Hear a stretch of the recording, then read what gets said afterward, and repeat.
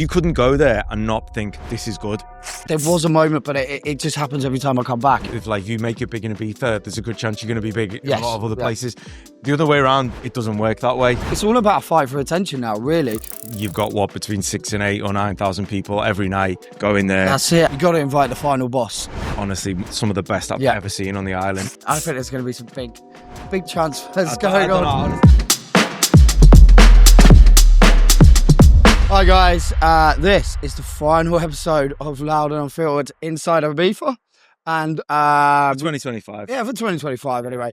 So yeah, we want to switch up a little bit, and we've had some amazing guests, but we thought me and Grego would just have a chat, really, just about the summer, basically what's been going on in Ibiza, about the podcast. Yeah, I mean, firstly, when we first thought about doing this podcast, obviously it wasn't just about Ibiza, but these Ibiza podcasts were really about trying to find some interesting people with interesting stories. We could have gone down the route of, you know, DJs and that type of thing. Just like standard boring interviews. Like, we wanted to switch up a bit, didn't we? I think, look, at some point we will do that, but it's more like trying to get the interesting stories about people who've come and grafted and then in their way on the island a little bit. Whereas with artists, I think we might find they're a little bit more reserved about what they need to say because they have to watch what they say a little bit. So that's why we kind of gone down the route of the people we've chosen. And honestly, the guests we've had have just been brilliant. Mate, they've been so good. I mean, who's been one of your favourites? Well, I think, you know, they've all been really different, haven't they? They've all come and given something new and something different. Mate, I've learned so much more about Ibiza that I didn't know about before. I have to say this, the ins and inner workings, how it works and things like that as well. This week, we've obviously gone down kind of out of our comfort zone a little bit with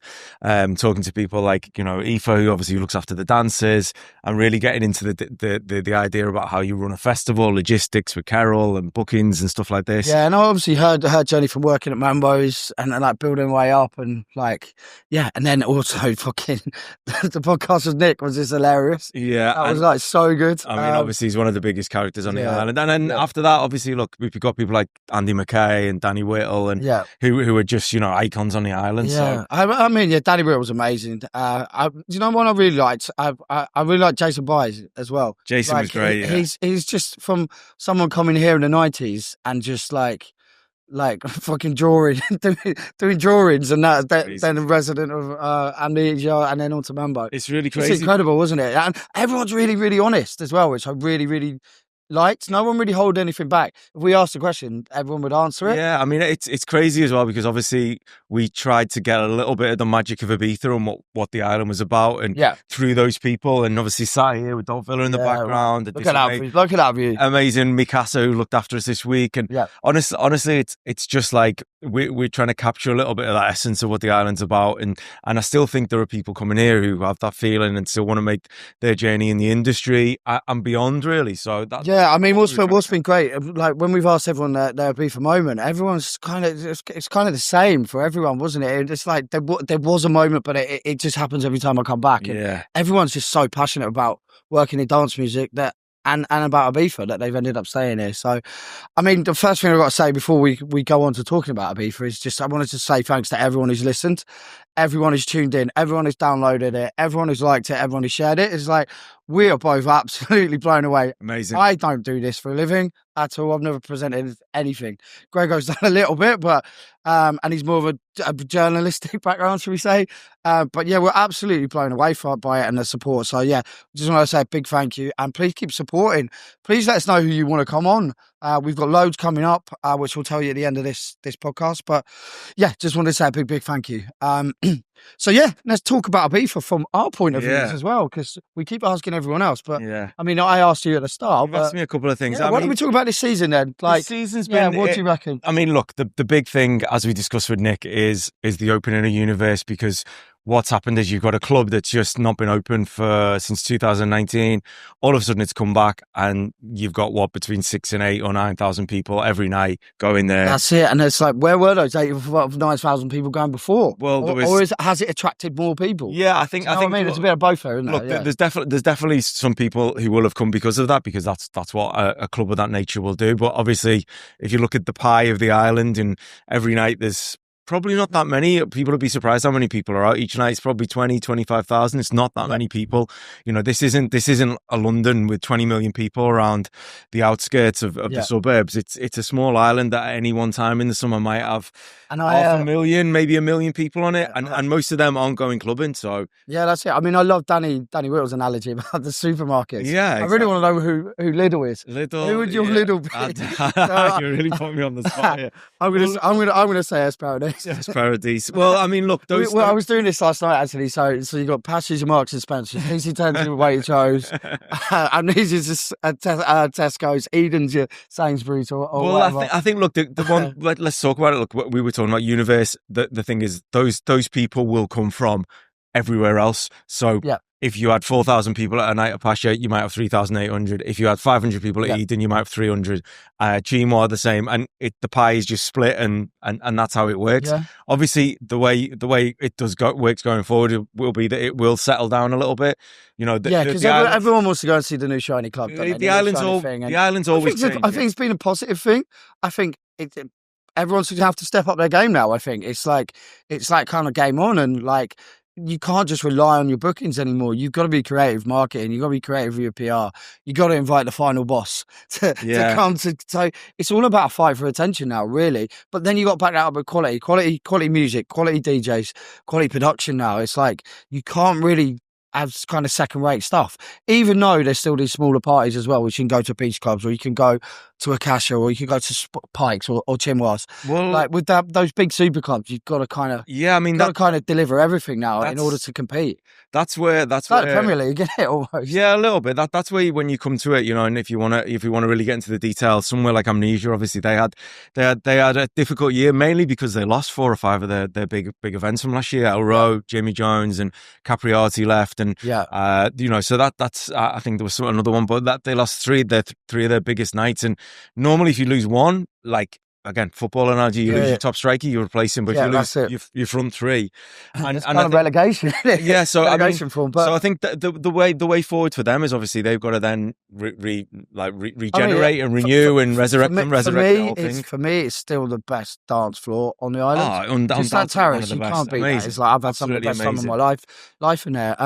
But that's where I think those. Should we go through each club and go positives and make negatives things to improve? I think on Amnesia, the big thing is that there's an opportunity there for them to now renew everything that they're doing and find new talent and perhaps be a bit more of an underground option. Yeah, position themselves a little bit more in the market as well. And I think that's that heritage nightclub, that the old essence of Ibiza. I think that's what they're trying to do, actually. Yeah, so, but that takes time. You know, you can't just create. I know EastEnders has been really good for them this year. Yeah, really good. And obviously they've got big brand in there. Like Pyramid, I know they said that some days it does really, really well in there as well. And that dance floor on the terrace is just something. Yeah, definitely for the opening and closing when the sun comes up. That's still something unique in Ibiza. Yeah.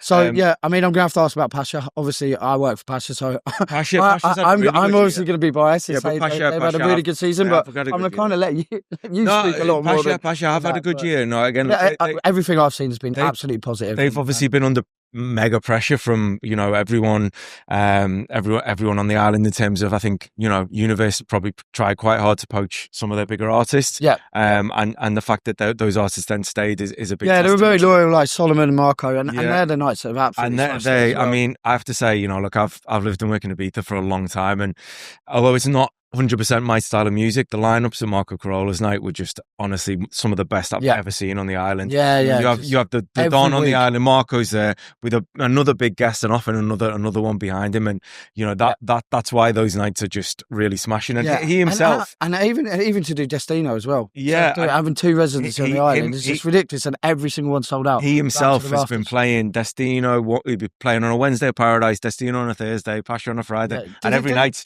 busy. Did he play Solid Grooves this week? He played Solid Grooves this week last night. That was, you know, did a back-to-back with Pausa. So, I mean, he's really, you know, and it's been a while he's been at the top of I think he has probably been one of the standouts. Isn't he? I was going to say, who has probably been the standout? I mean, you're here every week. Like, backwards and forwards. Look, I haven't been to every night on the island this year. There's some artists where you really feel the movement of them. Like, for example, the new young English tech house guys, Max Dean, Luke Dean, Joshwa, Rossi. You know, they're smashing it. it. They're really, you know, shifting tickets, you know, I think is fair to say. Yeah. And they're again, that's how it should be. They should set the benchmark for the. It's great though. It's all English talent, isn't Yeah. it? It's amazing. I love what Josh is doing and the Dean brothers. It's like it's great, and they're filling like venues such as 528 as well, open air, and like bringing their own brands there as well and growing it. It's really good to see, because normally it's big international artists that are doing that, but it's actually young UK DJs that are doing. I mean, it's great for the UK scene, and I think it's good to have young English DJs leading from front, because really it's only really Jamie and maybe Michael that are doing that. So it's good. There's a new wave of superstars coming through, really. So I mean, you mentioned Michael Beebe there. He obviously has been back at Solid Grooves. He's done a big thing he's done this year. He's done these early terrace sets from 6 p.m. and it's all been no phones. I love that. Which they've really let enforce strictly, you know. I saw him with a laser pen the other day or something, he's the only one with a phone. He's like laser penning them, and we've seen bouncers come and like take people out. Yeah, so they're really enforcing it. So they brilliant. They put stickers on your phone. They'd really make an effort to make it that, and I think you know, if you were there at those parties, the vibe was absolutely amazing. Yeah, and that's why we mentioned it on one of the other podcasts, why DC10 as a venue has now imposed this no phone policy. So that's also circle as well. It's across the board. So for the booth and for the dance floor, you look, you know, you're every day. Wait, have you seen the difference already, or do you not notice it, or is there a new feeling, or does that take time really? No, you definitely. Or do you just not notice it? It just feels different. I don't know. You definitely notice the difference just because people are obviously just a bit more focused on dancing rather than taking a video. And even though that doesn't necessarily mean the energy is going to be different. Yeah. Obviously, it's going to take a while to change, and it does depend on the artist a little bit. We mentioned 528 before. I have to say that's probably been one of the big successes for me this year. And it was amazing to hear Andy talk about it at the start of the season, and then I've kind of been following it intently, and like, we had someone on this week talking about like the Groove Armada party was one of their favourites of the summer. I think there's a Cocoon coming up soon, which is probably the week this comes out, is like some of people's favourites last year. So it's great to see these open air venues like really doing well. When I think what it is there is that there is a little bit of an older crowd for some of the events, especially the Pikes Presents ones. You know, it is a little bit of an older crowd, and when I went there, you know, you notice it straight away that there's just again, maybe because I'm a bit older, but I noticed it straight away that there wasn't that kind of feeling of, you know, phones out, and it's not just all about the phones. I want to make that really clear, because you can have phones at a party and the energy can be amazing. You know, we've been at events like that, and it doesn't affect it. But I think in terms of pure dance music and clubbing moments, you know, with the steps there they've got at the ring, the ball ring or whatever it is, it's kind of old Space Terrace vibes a little bit. Yeah, so that amphitheater vibe. That's pretty cool. That's been pretty cool. Yeah, I mean, there's a couple of clubs we haven't mentioned. I mean, to be honest, I haven't really heard a lot what's been going on at Eden. Ushuaia with Calvin's been smashed. Yeah, I mean, Ushuaia. I think all the talk has really been about Pacha and Universe, and then kind of Amnesia as well. So they're kind of the DC10 as well. Sorry, Ushuaia. I know, like, I mean, they've kind of just perfected what they're doing. You know, Calvin Harris does 2 nights sold out. There's no noise about it. It's just smashed. Yeah, Calvin's obviously doing 2 nights a week, and they've been roadblocks, and that's, you know, that's how he should be there as well. I think at High, obviously, there's only a certain amount of artists. I totally forgot about High as well. We have so many clubs on this island. There's only so many artists that you can actually book to give a residency to, and obviously most of the people who've gone to Universe have been promoted from Ushuaia and High. Yeah, so that's obviously left a bit of a gap at High in terms of the main room and the second room. Yeah, and you've also had people like Afterlife stop doing their thing. So I think High is that completely done now? Do you think Anima's now too far off in doing what he's doing? I think they just came to a natural conclusion, really, and obviously Anima does happen. Yeah. Like conceptually and artistically is probably going in a different direction, but just on High quickly, obviously, look, there's only so many artists out there, so only so many residencies are going to be able to pull a crowd, and I think High's gone through its own year of like change and renovation, not renovation, like rebirth of what it's doing, and bringing new artists. I think evolution. I mean, look, Black Coffee is definitely the one night there that is just Do you think he would ever move to Universe because he's that big artist, or he's kind of home where he is? I don't know. Maybe he likes being the biggest artist there. I couldn't say, but like I think it's good for High as well that they have brought some new talent in because they had to, because they had gaps there. Hugo, Miss Monique, they seem like doing. Capriati's done well, I think. Well. So these things are good, but you know, those as we know, some residencies last a year, some last 15 years. It's like it's going to be. I mean, we say this has been a year of change, but it feels like it's the year of change every year. What are predictions for next year?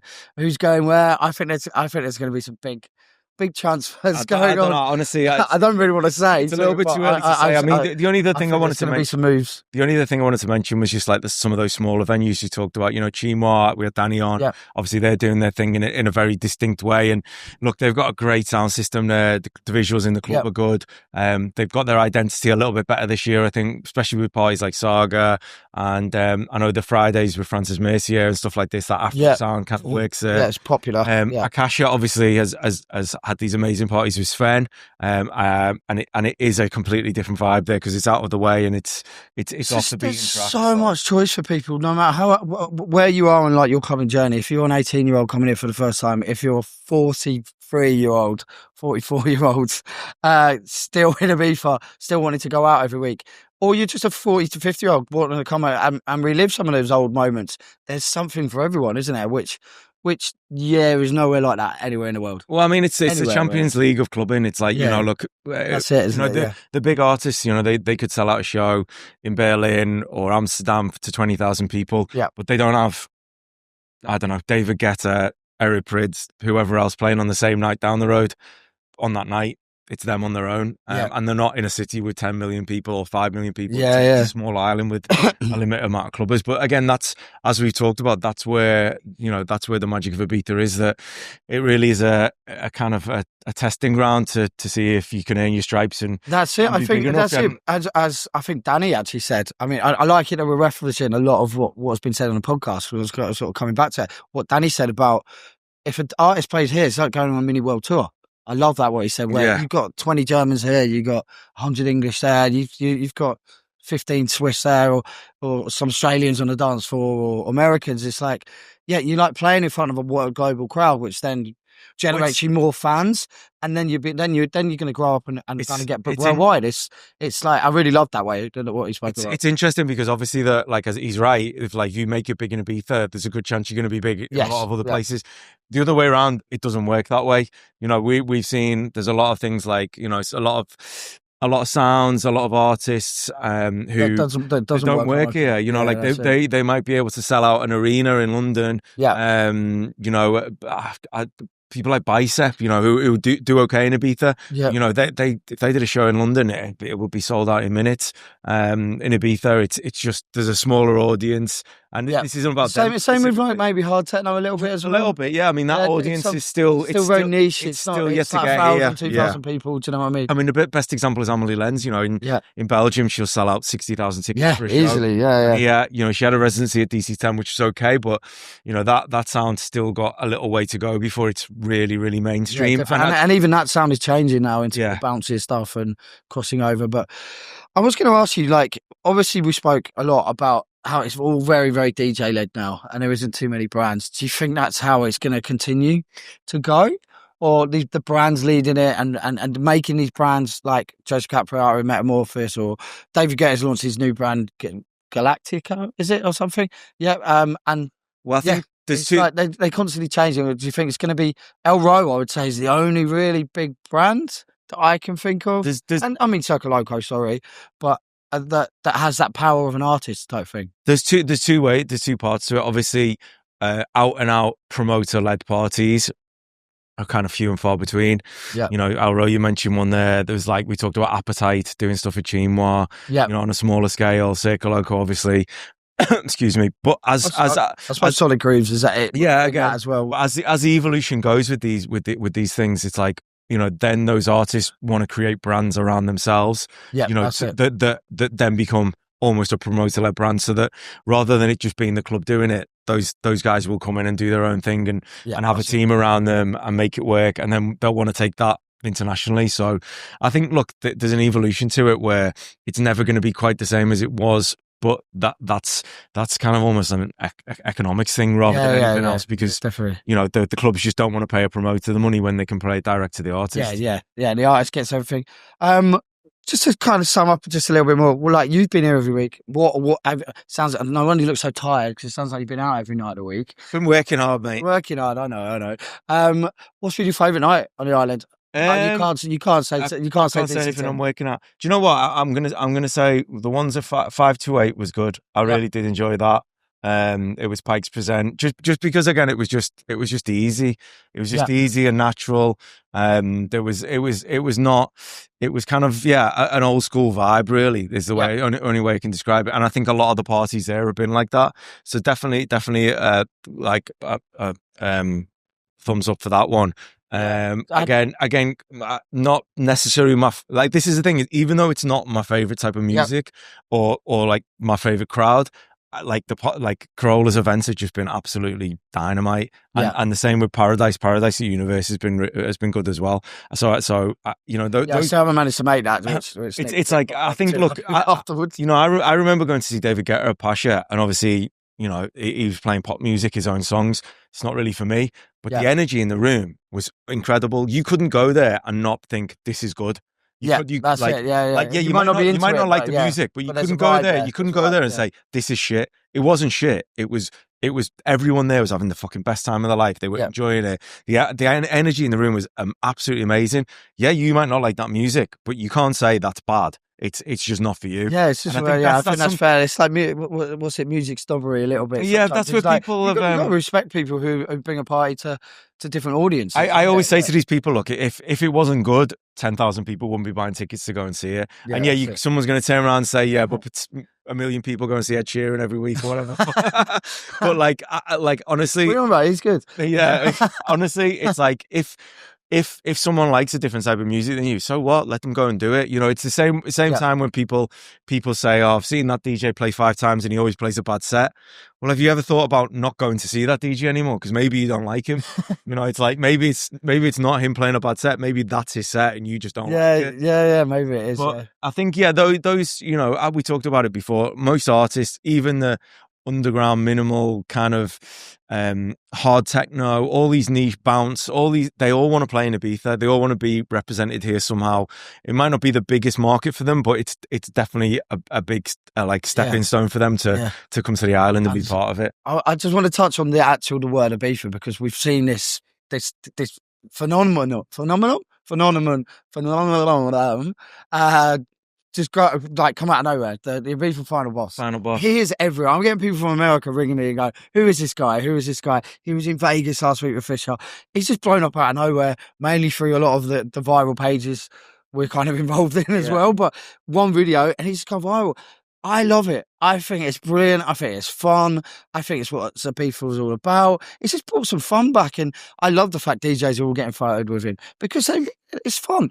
It's like people stop taking themselves so seriously. Well, I mean, what do you think of it anyway? That's what I think. I just think it's fun. We talked about this. I think it's like, you know, the industry can take itself a little bit too seriously sometimes, and I think, look, with this, it's like obviously the guy's just having a fucking time of his life, and it's brilliant, that haircut as well. Unreal. The whole point of it was just funny. It was like, especially, you know, not just the hair. It was the song he was dancing to as well. It was just couldn't have been more perfect. Perfect. Great fair fucks to him. You know what I mean? Like, I mean, I still haven't met him yet, but good luck to him. I think he's got sponsored by Boohoo Man or something like that. And do you know what it has done? It's got the world talking about Ibiza again. Like, as I said, people from America are calling me. People all over the world are talking about Ibiza again, which maybe they weren't so much. I think it's not. There's no, or there's just been a different agenda. There's agendas being pushed about new clubs opening or Ibiza's dying, or it's gone to VIP. It's kind of brought it back just to the essence of fun again, which is why I've really, really enjoyed following what's going on. Yeah, there's no harm in, like, you know, these new angles on Ibiza, because again, you know, Ibiza always takes pelters from everyone. It's finished, it's too expensive, it's this, it's that. People have been saying that for 30 years about Ibiza or longer, and I think fly on me. I think, and you know, to have people just have a little bit of fun and think about it in that way, and see that some like random guy, just an average guy, can come and have fun and be part of it. I think that's actually, without thinking too deeply into it, it's a good message for the island that just a normal guy can come here and have fun. That's simply it. That's there's been a lot of talk about VIP culture and Ibiza being too expensive and all this kind of stuff. Yeah. Ibiza should be about should be about everyone. It should be anyone can come here, anyone can come and have fun, and it doesn't matter if you were spending 20 grand on a table or you were just on the dance floor. Well, the thing is, the beautiful thing about Ibiza has always been that, there's no door, there's no face control, there's no door policy. It's not Berghain. There's no, your face doesn't fit. If you buy a ticket, you've got as much right to be in that club as someone who's bought a table. That's completely right. It doesn't matter if you've been clubbing for 20 years or it's your first night out. You both bought a ticket and you're both on the dance floor. There's nowhere else in the world. Quality like that really is a complete leveler, which is I've always loved, to be honest. Definitely. All right, cool, man. It's just like, I mean, I'm so buzzing about what's happened this season. It's been amazing to do it with you, and we just wanted to sum things up. We are heading to London after this to do Inside London, so we're talking with loads of promoters and DJs who have kind of helped forge the London scene. Then we're heading to ADE to do Inside Amsterdam with lots of guests. We're all being lined up in a minute. It's going to be a lot of fun. And then, obviously we're going to be coming back next year for Inside Ibiza. So, mate, it's been absolutely amazing. I've proper enjoyed it. Fucking thank you very much, everyone. And, over and out. See ya. Ciao.